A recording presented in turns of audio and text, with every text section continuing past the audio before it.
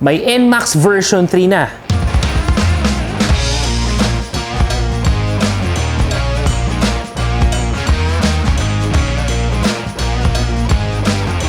NMAX version 1, patok.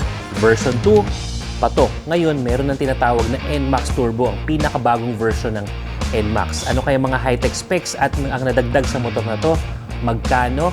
At kailan darating sa Pilipinas? Yan ang pag-usapan natin. Pero be sure na dapat nakasubscribe ka sa channel na to and follow our page para maging updated kayo sa mga ganitong balita.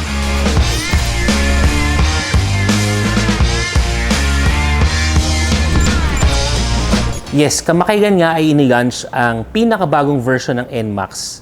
Hindi dito sa Pilipinas, pero sa Indonesia. Rekta na kagad tayo. Meron tong 5 different versions na ini-launch. Hindi natin alam kung lahat yan ay darating dito or alin man dyan sa mga versions na yan, yun ang malalaman natin in time. Pero sa bawat versions, may iba't ibang mga features and specs, syempre magkakaiba din ang presyo. For the new NMAX version, updated na yung looks. So version 1, version 2, malalaman talaga natin na version 3 na. Kasi nga, iba na yung forma nito. Yung shape niya would still be similar dun sa mga previous NMAX version, pero yung front end niya mas modern na yung dating at saka mas aggressive because of the sharper lines at saka yung integration ng mga DRLs, yung hugis nila, yung direction nila. Meron din itong headlight dun sa pinakagitna ng headlight assembly, similar to that of the R6. So kumbaga medyo mas mysterious tsaka mas matapang na yung dating niya. Yung turn signals naman niya kasama na rin sa headlight assembly, which is good kasi hindi nasa-sacrifice ang forma. Yung windshield niya mas mukhang aerodynamic. Sa handlebar niya, pretty much the same as the current NMAX that we have now. Yung panel naman niya for the basic versions, mamaya pag-uusapan natin yung mga versions na ito. Pero sa basic version na panel, still pretty much similar dun sa kung anong digital panel ang meron sa NMAX na meron tayo ngayon. Pero dun sa mga higher end or top of the line versions ng bagong NMAX na to, makikita natin na meron tong malaking TFT display na marami na ring functionalities na pag-uusapan natin mamaya sa features. Sa likod, updated na rin yung lights assembly nito. Kumbaga mas sleek, mas sexy, mas modern. Tapos yung turn signals na to, instead na meron kang nakahiwalay na signal lights, is nasa likod na lang or nasa baba nung kanyang pinaka-taillight assembly. So para sa akin, mas maporma yun. Mas minimalist pero visible pa rin yung dating niya. Nabanggit natin kanina na merong 5 variants itong NMAX na to. The first 2 variants are the Neo and Neo S. Kumbaga, ito yung pinaka magiging basic model niya.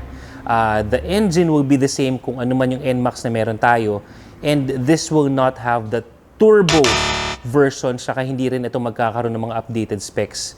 So, hindi na masyado natin pag-uusapan yan. But the other 3 higher versions, yung Turbo, Turbo Tech Max, and Turbo Tech Max Ultimate, ito yung mga masasabi nating interesante kasi marami talagang nilagay dito na changes and updates that everyone will be curious and interested. Ngayon, etong Turbo NMAX, hindi naman ito yung merong mga turbocharger, yung mga nakikita natin sa mga racing motorcycles and cars. But they are actually pertaining to the YECVT or yung tinatawag nila na Yamaha Electric Continuously Variable Transmission. Yung YECVT na yan ang pinakakakaiba sa motor na to, sa version na to, even if compared to the other scooters dahil itong scooter na to hindi niya na kailangan ng flyball o yung bola na tinatawag natin. What will happen is that the electric controller will be the one to trigger yung CVT setup natin to generate power. Hindi na yung bola na aangat-angat pa dun sa pinaka-assembly natin. So, curious tayo dyan. Biruin mo, electric na. At dahil dyan sa electric controller na yan, you can now have or you can now control your acceleration o yung hatak ng motor mo into 3 different levels by using the shift lever na matatagpuan naman dito sa ating left handlebar. So, imagine mo, makokontrol mo na kung gaano mo kalakas yung hatak based doon sa pag-shift mo. Ito yung sinasabi nilang YECVT and not necessarily yung turbocharged na capability. The engine specs will be pretty similar to the current NMAX that we have now. 155cc, 4-valve, 4-stroke single-cylinder, single overhead cam na magge-generate ng 15 horsepower at 8,000 RPM at 14.2 Newton meters of torque at 6,500 RPM. Ganun pa rin naman. Liquid-cooled, fuel injected, may VVA capabilities pa rin na tech na to ng Yamaha, alam na natin yan, that can deliver power on both the low at saka mga higher RPMs. Sa top speed, kasi I was sa current version natin ng NMAX ngayon, I was able to get 118 kilometers per hour. Kayo mga brother, ano yung top speed nyo? I-comment nyo sa baba. Kasi more or less, the top speed for this one will probably be the same dahil halos parehas lang naman ng engine specs, compression ratio, etc. etc. Ang pinaka-mag-iiba na lang dito is yung hatak niya. Dahil meron ng electric component, yung CVT or yung panggilid na to, mas mararamdaman na yung difference sa hatak o kaya yung torque. Remember, merong 3 levels, yung YECVT. Doon ako na-curious na sigurado ko dahil sa electric, powered na rin yung kanyang CVT, mas walang delay. Pag nag-accelerate tayo, mas ramdam na natin yung diferensya at improvement niya sa hatak. Pagdating naman sa brakes, good news, front and rear disc brakes, single piston caliper at saka dual channel ABS. So more on the safer side.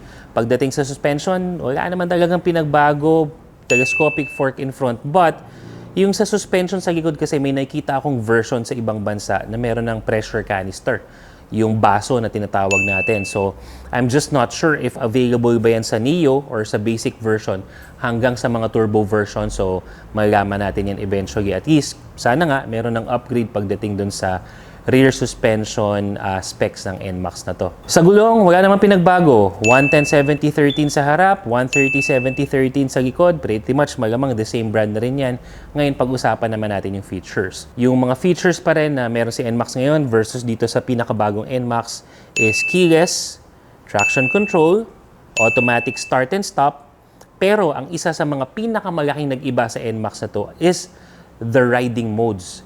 The NMAX Turbo, at least, will have 2 riding modes, the Urban and then the Sport. Urban will obviously go for the tamer power delivery habang Sport naman yung mas aggressive. Kumbaga, first magkaroon ang NMAX ng riding mode. So, curious din tayo dito. We are eager to test kung ano nga ba ang diferensya pag, if you were switching from Urban to Sport riding mode. Fuel tank capacity, good pang touring dahil 7.1 liters, may charging port pa rin. Ngayon, for the turbo versions, nakita natin yung malaking TFT display na to.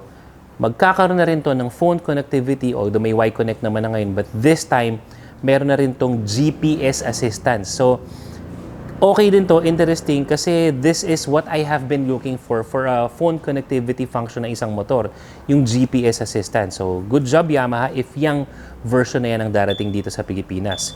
Seat height, pretty much similar, 770mm, Pinoy-friendly pa rin. Alam ko yung NMAX natin ngayon, sa 765, so mababa pa rin naman with a 135mm ground clearance. So, okay pa rin pagdating sa mga bumps, at yung mga medyo hindi pantay na kalsada, safe pa rin yan. And malaki pa rin yung kanyang underseat compartment at 25 liters capacity. Ang tanong, brother, magkaano nga ba itong NMAX na to once released sa Pilipinas? For the Neo versions, yung Neo, remember, ito yung mga pinaka-basic na versions natin. Sa Indonesia, it was launched at 32.7 million Indonesian rupees. Ngayon, pagdating naman dun sa mga turbo versions, nagkaroon ito ng presyo na 37.75 million Indonesian rupees. Magkano sa Pilipinas? Ngayon, kung ipa-plug in natin yung iba't ibang mga factors katulad ng current market, price, upgrades, marketing cost, even the cost of competition, we are projecting for the price of the newest version of NMAX.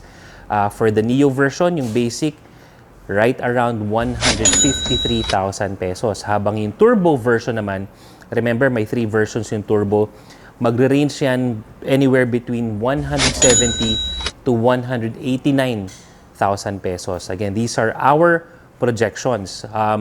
I just want to remind everyone na walang official comms pa or communication si Yamaha Philippines to anyone, even to me, patungkol sa presyo at kailan mag-launch or darating ang motor na to dito. These are just my masasabi nating smart assumptions based on historical data and other factors na madalas na natin ginagamit sa mga content na ganito para mas mabigyan tayo ng idea sa presyo. Ngayon, ang next na tanong, kailan darating sa Pilipinas? Huwag ka mag-alala, brother, dahil may panahon ka pa mag-ipon at yung NMAX na hawak mo ngayon, wag mo na muna ibenta dahil matagal-tagal pa to sa Pilipinas.